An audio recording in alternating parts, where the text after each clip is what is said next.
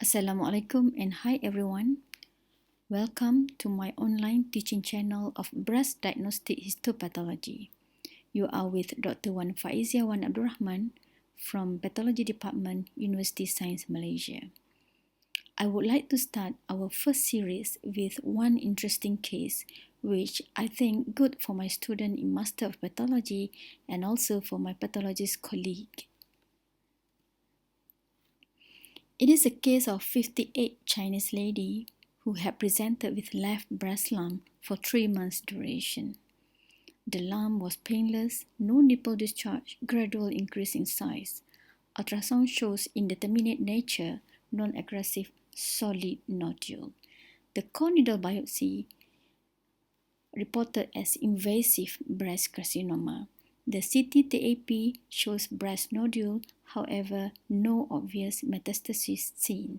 Left mastectomy with axillary clearance had been done to this patient. The biopsy was reported in private hospital, but we managed to get the slide for further review. This is a needle core biopsy under scanning view, in which I think might be no problem to most of pathologists because a good sample was obtained. As what you can see here, it looks cellular and infiltrating tumor without areas of normal breast parenchyma seen at this power. The closer view from one of the core, we can say that this is generally a solid tumor that been separated by sclerotic stroma or hyalinized stroma in between the tumor. And there are scattered multicystic or tubular lumen. Multicystic or tubular lumens seen within the tumor with secretion inside the lumen. Even at this power, we can see in some lumen contains a dense secretion.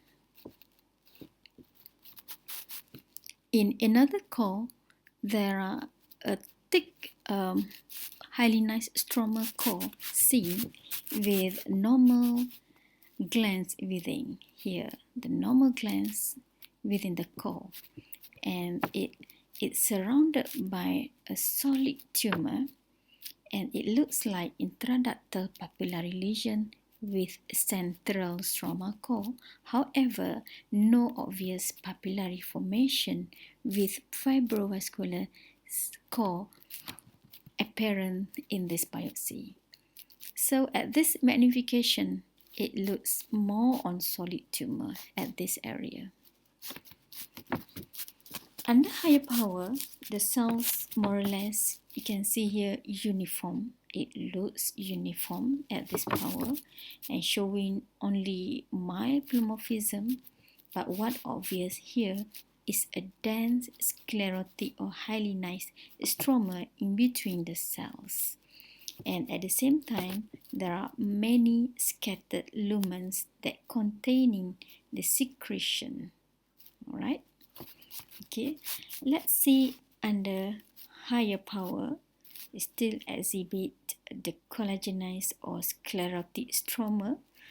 Okay, and the cells here, the cells, because of the sclerotic stroma, the cells quite pleomorphism, we can say around mild to moderate pleomorphism of the cells, but however, looking at the nuclei, inside the nuclei, the chromatin is fine with a small to inconspicuous nucleoli. All right, and there is scattered cystic element seen. Okay. In another areas, it just displaying the tumor cells here, with when we see the cells, looking at the cells, especially the cytoplasm, it contains the clear vacuolated cytoplasm here, it is clear vacuolated cytoplasm and some having a granular cytoplasm. Alright. Again, the cells with clear vacuolated cytoplasm we can see in this area. However, there are no mitosis seen throughout the tumor. The P63 is negative in tumor area. However, it shows a good internal control with a positive P63 stain the myoepithelial cells of the normal duct. Okay. With the absence of the myoepithelial cells here, we can happily diagnose as invasive breast carcinoma, or maybe we can better say it is a low-grade invasive breast carcinoma based on their morphology.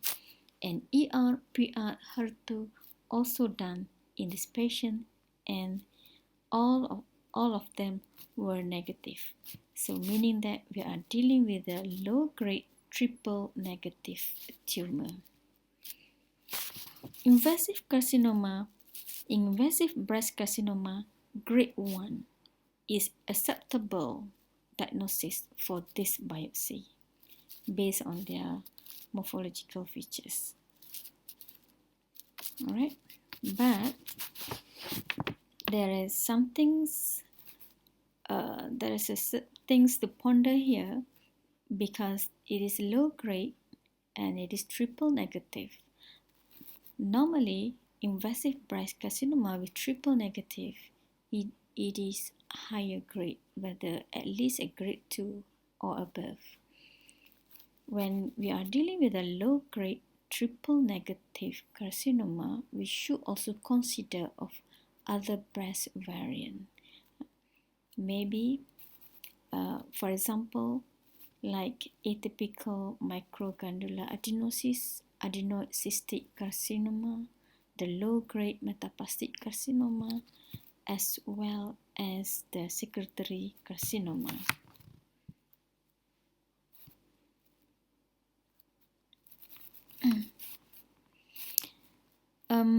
This is a referral case, so I have no gross features to show, but I was informed that from the mastectomy and axillary clearance gross examination, they found it is a well-circumscribed tumor, and the tumor is retroareolar with a size 2 by 2 centimeter. And the sections from the tumor show well-circumscribed, very well-circumscribed, encapsulated with pushing tumor borders. Okay, and it is a cellular tumor with solid, predominantly solid, with some cystic-like areas. Okay, in other areas, still we can see very well circumscribed and pushing borders here. Okay, and it is, the tumor is separated by the collagenized stroma, but in this area it become myxoid change. All right, and apart from that, we can see there are scattered cystic-like areas. Okay, cystic spaces or tubule.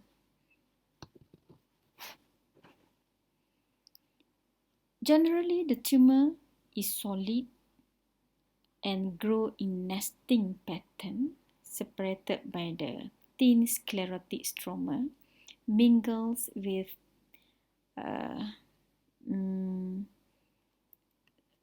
hyalinized stroma with numerous scattered cystic-like glandular lumens, whether it is microcystic or glandular lumens. You can see here the scattered lumen. Under higher power,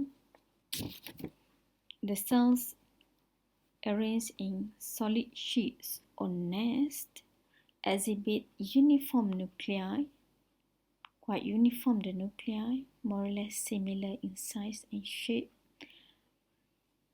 But looking at the cytoplasm, it shows a clear vacuolated cytoplasm with scattered cystic spaces here and there.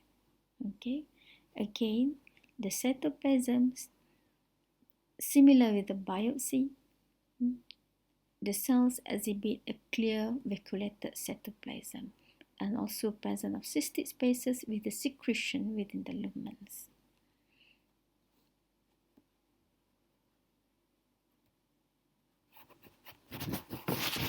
You can see in this area, some of the sclerotic stroma now become a myxoid appearance. Under this power, we can still see the secretion within the lumen. Under higher power, the secretion become obvious and some of it looks like thyroid follicles or colloid-like features. All right.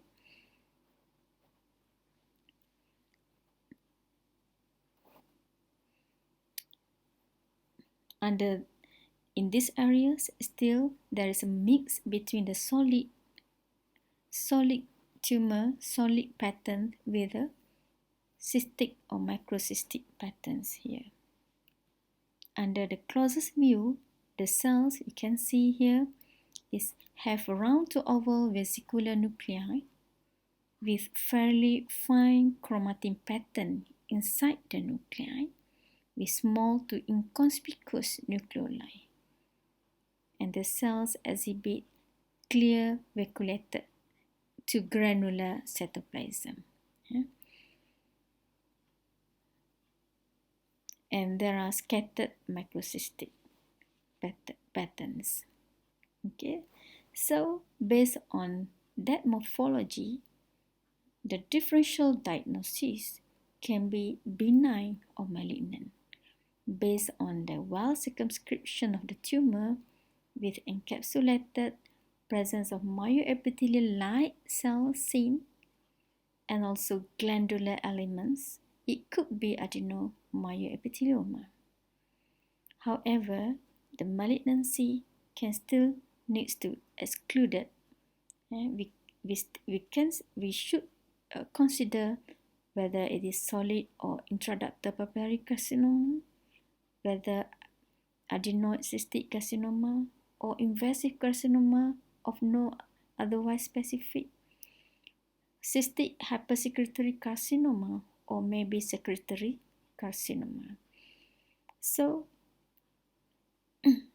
to exclude one by one, we need to proceed with immunohistochemical stain or special stain. For example, in this case, what I did the pus stain, and you can see here the intracellular and extracellular secretion is positive for pus stain. Okay. Look at the secretion within the lumens. It is positive with the pus stain with dense eosinophilic secretion. Okay, and other than that, I did Alshan blue and I found the secretion also positive for the Alshan blue. It turned into a bluish in color. Okay, here. And another important stain is S100 protein. I found it is strongly positive for S100 protein.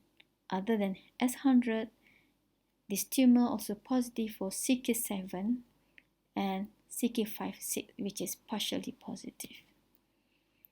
The ER-PR, it is reduced in positivity, which is only 3 to 5% positive in ER and PR. However, the HER2 is totally negative. Therefore, the key features here from the morphological features and also combining the immunohisto and chemical stain, we found that the tumor is well circumscribed and encapsulated and with pushing tumor border. The cells display many architectural patterns with predominantly solid, plus tubular and glandular, and also macrocystic, with a lumen containing the secretion which is pus and Austrian blue positive. And the tumor cells separated by thin sclerotic or hyalinysoma, and the cells with uniform nuclei, mild polymorphism, small to inconspicuous nucleoli. And the cytoplasm of the cells is clear, vacuolated to granular cytoplasm. There is no mitosis seen throughout the tumor. The ER and PR is reduced in positivity, which is only 3 to 5%, and HER2 is negative. The tumor is strongly positive for S100 and CK7 and partially positive for CK56. P63, synaptophysin, and chromogranin, all negative. And there is no axillary lymph node metastasis seen. So, based on the morphological features supported by the immuno and the special stain, the final diagnosis is a secretory carcinoma of the breast. Yeah?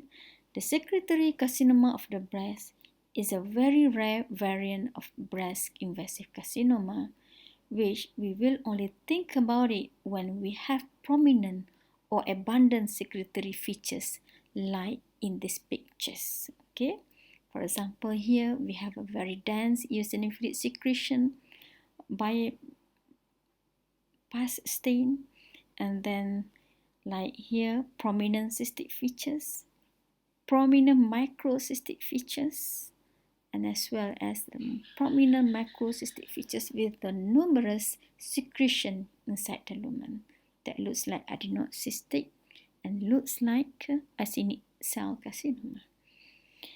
The fact is, it can display many architectural patterns, not only the predominant secretory patterns, and it has a varying proportion of the architectural.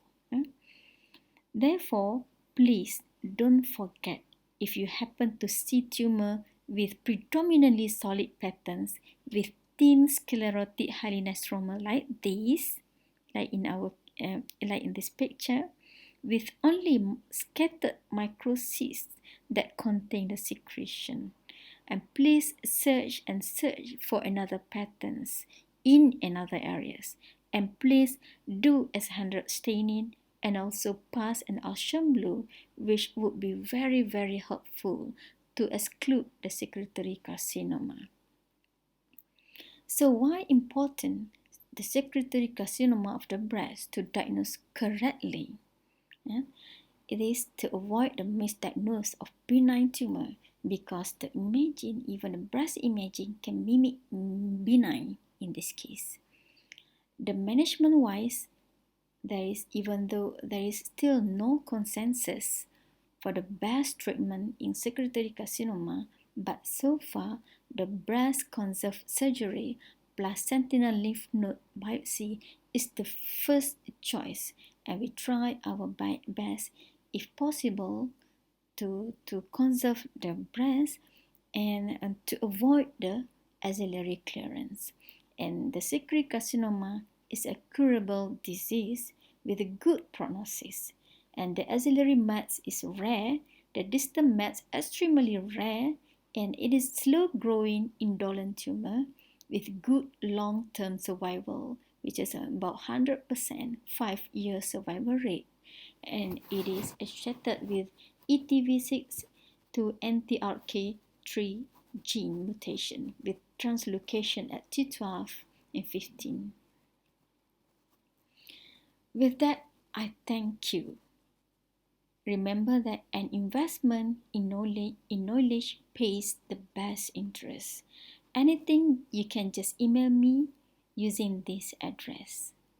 Alright, Till we meet again in the next series. Assalamualaikum and good day.